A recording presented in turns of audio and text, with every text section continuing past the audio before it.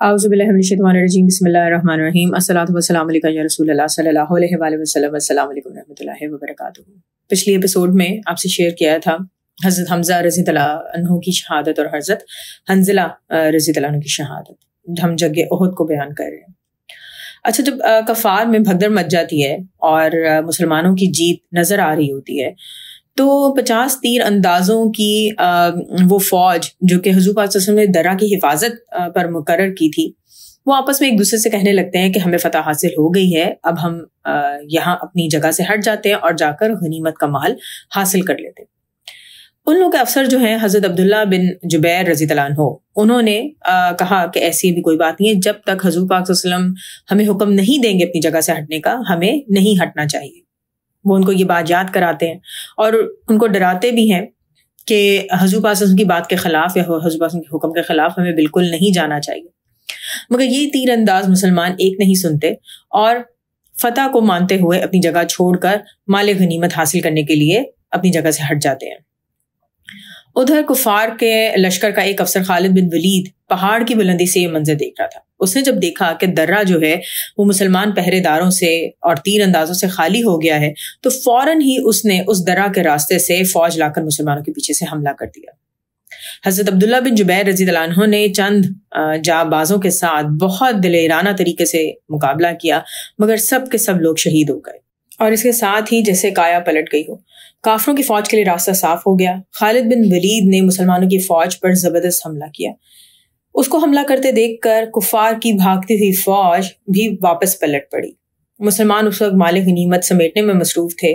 جیسے ہی پیچھے مڑ کر دیکھا تو تلواریں کفار پر چلا رہے تھے۔ کفار آگے پیچھے دونوں طرف سے مسلمانوں پر حملہ کر رہے تھے اور ایسا تھا جیسے مسلمانوں کا لشکر چکی کے 2 پارٹوں میں دانے کی طرح پسنے لگا۔ ایسے حالات میں بدحواسی پھیل گئی، ابتری پھیل گئی، خود مسلمانوں کی تلواروں سے قتل ہونے لگے۔ جیسے حضرت حذیفہ رضی اللہ عنہ کے والد حضرت یمان رضی اللہ عنہ خود مسلمانوں کی تلوار سے شہید ہوئے۔ حضرت حذیفہ رضی اللہ عنہ چلاتے ہی رہے، اے مسلمانوں، یہ میرے باپ ہیں، یہ میرے باپ ہیں، مگر کچھ عجیب طریقے سے اس قدر بدحواسی پھیلی ہوئی تھی کہ کسی کو کسی کا دھیان نہیں تھا اور ہر کوئی جیسے اپنی جان بچانے پر تھا، اور اس طرح حضرت یمان رضی اللہ عنہ کو شہید کر دیا گیا۔ حالانکہ ان حالات سے پہلے مجاہدین، انصار اور مہاجرین اتنی دلیری اور بہادری سے لڑ رہے تھے کہ مشرکین کے پاؤں اکھڑ گئے تھے۔ حضرت علی رضی اللہ عنہ، حضرت ابو دجانہ رضی اللہ عنہ، حضرت سعد بن ابی وقاص رضی اللہ عنہ، ان سب کے مجاہدانہ حملوں نے جیسے قریش کی کمر توڑ دی تھی۔ کفار کے تمام علمبردار، عثمان، ابو سعد، مسافے، طلحہ بن ابی طلحہ، سب ایک ایک کر کے قتل ہوتے جا رہے تھے۔ کفار کو شکست ہو گئی تھی۔ ان کی تمام وہ عورتیں جو اشعار پڑھ رہی تھیں وہ بھی اپنی جان بچانے کو بھاگ رہی تھیں۔ پھر ایک بڑا غضب یہ ہوا کہ لشکر اسلام کے علمبردار حضرت مصعب بن عمیر رضی اللہ عنہ پر ابن کمیہ کافر جھپٹا اور ان کے دائیں ہاتھ پر اس زور سے تلوار چلائی کہ ان کا دائیں ہاتھ کٹ کر گر گیا۔ حضرت عمیر رضی اللہ عنہ نے جھپٹ کر اسلامی جھنڈے کو بائیں ہاتھ سے سنبھال لیا، مگر ابن کیمیہ نے تلوار مار کر ان کے بائیں ہاتھ کو بھی شہید کر دیا۔ دونوں ہاتھ کٹے جانے کے باوجود حضرت عمیر رضی اللہ عنہ نے پرچم اسلام کو اپنے سینے سے لگا لیا۔ پھر ابن کیمیہ نے ان کو تیر مار کر شہید کر دیا۔ حضرت مصعب بن عمیر رضی اللہ عنہ جو صورت میں حضور پاک صلی اللہ علیہ وسلم سے مشابہت رکھتے تھے کچھ ان کو زمین پر گرتے دیکھ کر کفار نے جیسے شور مچا دیا کہ معاذ اللہ حضور پاک صلی اللہ علیہ وسلم قتل ہو گئے ہیں۔ ایک مرتبہ کفار کا ہجوم حملہ آور ہوا تو حضور پاک صلی اللہ علیہ وسلم نے فرمایا کہ کون ہے جو میرے اوپر اپنی جان قربان کرتا ہے؟ یہ سنتے ہی حضرت زیاد بن سکن رضی اللہ عنہ 5 انصاریوں کو ساتھ لے کر آگے بڑھے اور ہر ایک نے لڑتے ہوئے اپنی جان دے دی۔ حضرت زیاد بن سکن رضی اللہ عنہ زخموں سے لاچار ہو کر زمین پہ گر پڑے تھے، مگر کچھ ان میں جان باقی تھی۔ حضور پاک صلی اللہ علیہ وسلم نے حکم دیا کہ ان کی لاش کو میرے پاس اٹھا کے لاؤ۔ جب لوگوں نے ان کی لاش کو بارگاہ رسالت صلی اللہ علیہ وسلم میں پیش کیا تو حضرت زیاد بن سکن رضی اللہ عنہ نے کھسک کر حضور پاک صلی اللہ علیہ وسلم کے قدموں پر اپنا منہ رکھ دیا اور اسی حالت میں ان کی روح پرواز کر گئی۔ سبحان اللہ، سبحان اللہ۔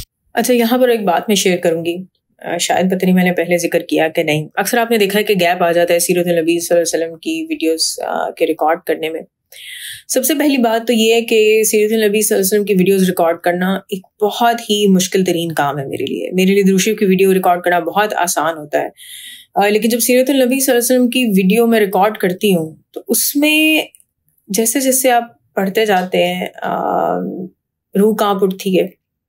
اور اسپیشلی جب آپ یہ پڑھتے ہیں کہ حضور پاک صلی اللہ علیہ وسلم جو ان کو رحمۃ للعالمین صلی اللہ علیہ وسلم بنایا گیا، اللہ تعالیٰ کے محبوب صلی اللہ علیہ وسلم ہے، وہ کس قدر آزمائشوں سے، تکالیف سے اور غموں سے گزرے ہیں. اللہ کے کرم سے ہم مسلمان تو ہیں، مومن بننے کی کوشش کر رہے ہیں، لیکن اگر ایک ماں ہونے کے ناطے اور ایک باپ ہونے کے ناطے اگر ہمیں سے کوئی سوچے کہ حضور پاک صلی اللہ علیہ وسلم کے سامنے آپ صلی اللہ علیہ وسلم کی تمام اولاد، آئی تھنک صرف حضرت فاطمہ رضی اللہ عنہا کے علاوہ سب اولاد حضور پاک صلی اللہ علیہ وسلم کے سامنے ہی اللہ کو پیاری ہوئی ہے، تو کتنا بڑا غم ہوتا ہے. ہمیں سے کتنے ایسے ماں باپ ہیں جن کی ساری اولاد ماشاءاللہ زندہ ہے، حیات ہے، لیکن ایک بچہ چاہے وہ کم سنی میں ہی کیوں نہ چلا جائے تو ماں باپ اس بچے کو، اس ایک بچے کو یاد کرتے ہیں اور ساری زندگی اس کے لیے روتے ہیں. 2 ریکویسٹ میں اس ویڈیو میں آپ سے کروں گی.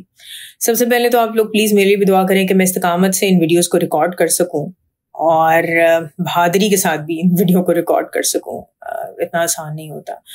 دوسری بات یہ کہ آپ لوگ کوشش کریں کہ اپنے بچوں کو ایک بار سیرت نبی صلی اللہ علیہ وسلم خود پڑھ کے سنائیں، یا کوئی بھی بک اپنے بچوں کو ضرور لے کے دیں تاکہ آپ کے بچے بھی اپنے بچپن سے ہی حضور پاک صلی اللہ علیہ وسلم کی حیات مبارکہ کو پڑھیں اور سیکھیں. اپنے بچوں کو ضرور ایکسپلین کریں، واقعات چھوٹے چھوٹے سنائیں، بلکہ جب کبھی بچوں کو خاص طور پہ کوئی مسئلہ پیش آئے تو اس مسئلے کا سلوشن حضور پاک صلی اللہ علیہ وسلم کی سیرت سے نکالیں. اس مسئلے کا سلوشن قرآن پاک سے نکالیں گے. قرآن پاک اس بارے میں کیا کہتا ہے، حدیث اس بارے میں کیا کہتی ہے، سیرت میں ہمیں اس بارے میں سننے کو کیا ملتا ہے. اور آپ یقین کریں، آپ کوئی بھی ایک مسئلہ ایسا آپ کو نہیں ملے گا کہ جس کے بارے میں کوئی حل جو ہے وہ قرآن مجید میں، حدیث مبارکہ میں اور سیرت النبی صلی اللہ علیہ وسلم میں موجود نہ ہو. تو انشاءاللہ باقی نیکسٹ ویڈیو میں الصلاۃ والسلام علیکہ یا رسول اللہ صلی اللہ علیہ وآلہ وسلم. السلام علیکم رحمۃ اللہ وبرکاتہ.